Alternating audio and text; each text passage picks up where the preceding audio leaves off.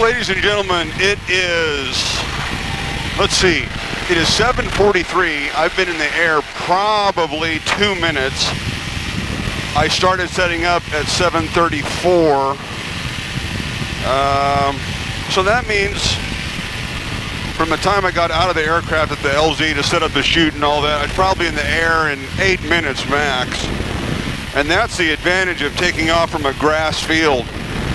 You don't have to worry so much about the alfalfa plant grabbing your chute and suspension lines. And now I think we might actually fly around the circumference of Kearney. We have not done that for a while. And it just seems like a good thing to do. I'll give you a good shot of the kind of low fog we have in certain areas here.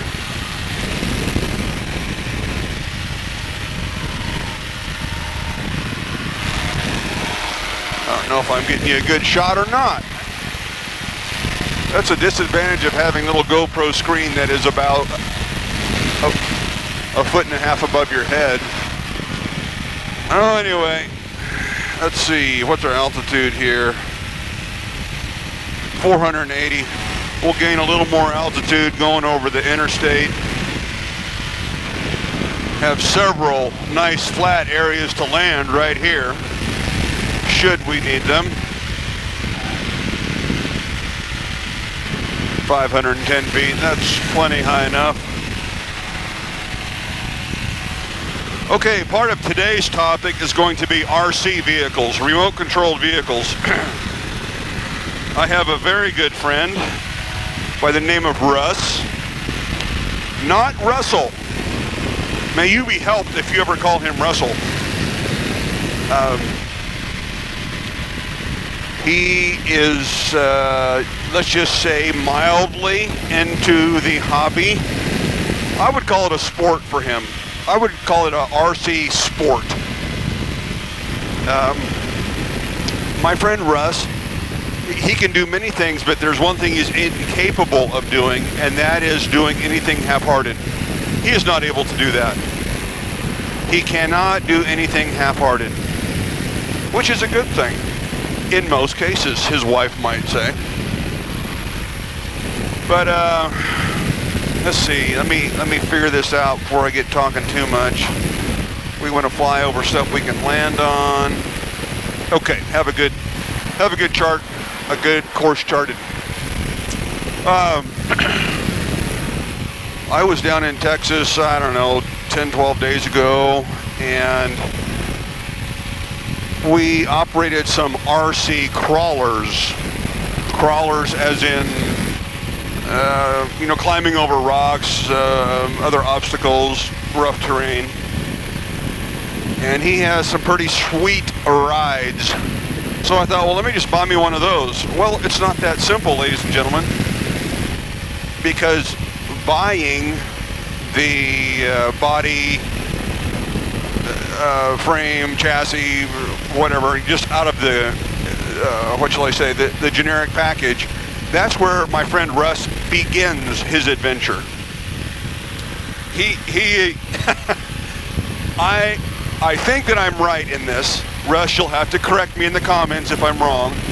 I do not believe my friend Russ has ever bought a brand new, ready-to-run vehicle, or at best, he hasn't done that for probably over 30 years. My friend Russ is a mechanic and engineer, and he enjoys greatly modifying things. So he will find some pile of garbage, or let's say some used pile online. He likes going to the Bay, eBay, and from there he purchases upgraded parts to fix up said skeleton. So when he is done with it, before he hits the throttle on that thing, it is better than anything that you can buy out of the box. I don't care what brand.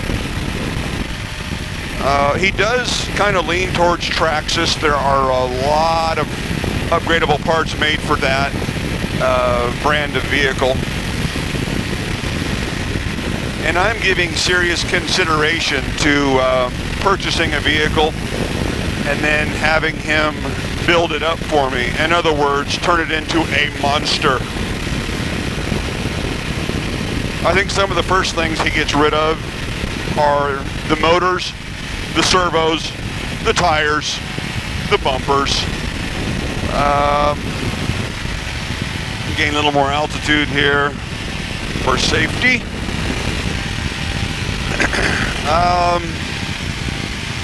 Yeah.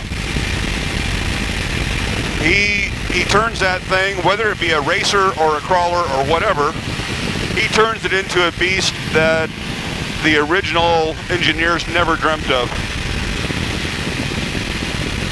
And I believe he's told me, and I think it's true from what I can observe, he more enjoys putting them together, fixing and upgrading them, than he does driving them. Now, he does have fun driving them, make no mistake about it. But the challenge of creating something that is far superior to stock, he loves that. I think he dreams about it at night. I'm pretty sure he dreams about it at night. And then daydreams about it during the day. So, that is my wife would call it an obsession. I would call it an interest. It is my latest interest.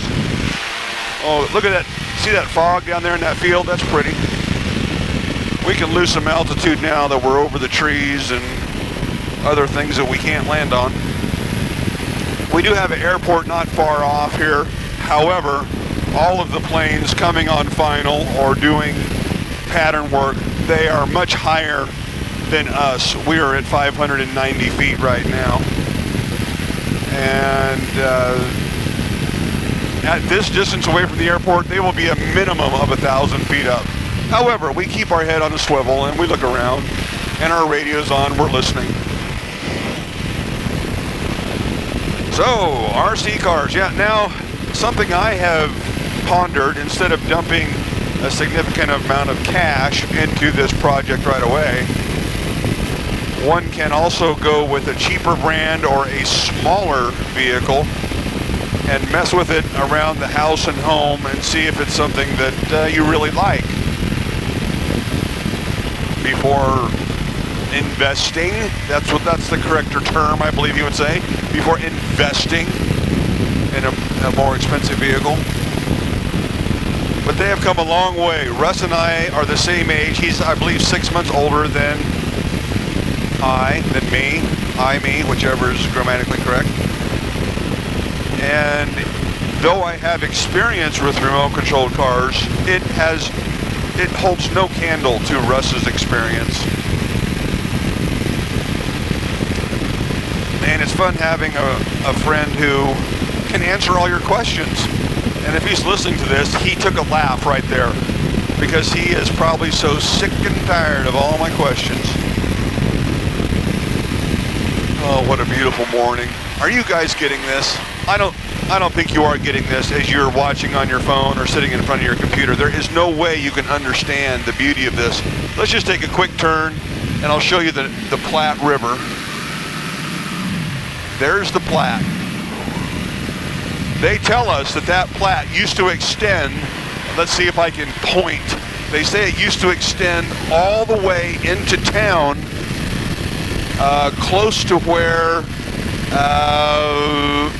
Mona Art Museum is now, which is, I don't know, is that close to a mile to the west? They used to joke that the Platte was a mile wide and an inch deep. Whoever they are.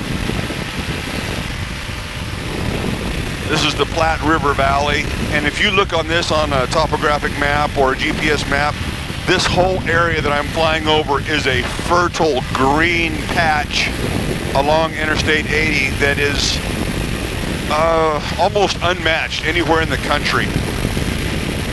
We also have Kearney boasts being the sandhill crane capital of the world. The cranes come in from the south and they nest, or I don't know what the correct term is, but they feed here for a number of weeks before they continue their trip up to Canada and Siberia and other places unknown. And tourists come from all over the world with their long telephoto lenses, and they take pictures of what we Nebraskans call the flying yardstick. This bird is about 3 feet tall. It's gangly, it's spindly, it's not very good looking according to some people. We're going to gain a little altitude here. Look at our temps. We're good. And they fly on. So it brings not a small amount of commerce to our town. Airport is dead ahead about 2 miles. So here in a bit, I'll announce where I'm at.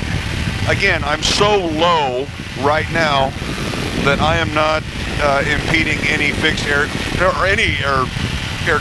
around the airport. But we're going to still make an announcement. Kearney traffic, 5 Quebec Juliet, powered parachute, 2 miles due south of the airport, flying at 400 AGL, above ground level, watching for traffic. Look for a red chute, Kearney traffic.